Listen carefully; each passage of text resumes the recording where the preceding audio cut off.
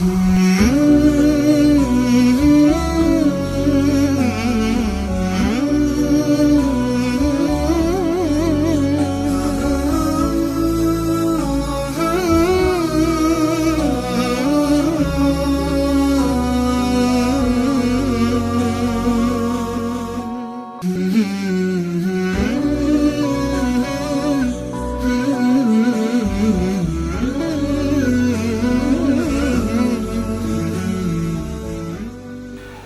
bugün Karakol şaharındagы Irrada balдар үйüne келгенбиz.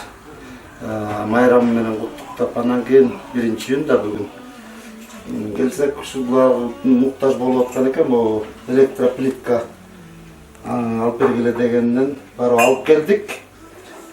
Бул киши ушул жердин башчысы Акылай эже.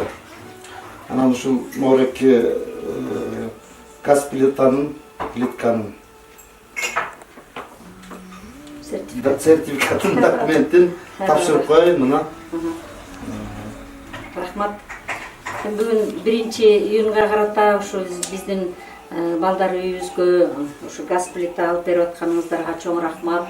Ал жардам фондуна аябай ыраазычылык билдиребиз. Бүт командасы менен аман-эсен болушсун, иштери ийгиликтүү болсун. Ушинтип кыргыз элибиздеги баардык муктаждарга жардамы тие эле жүрө берсин.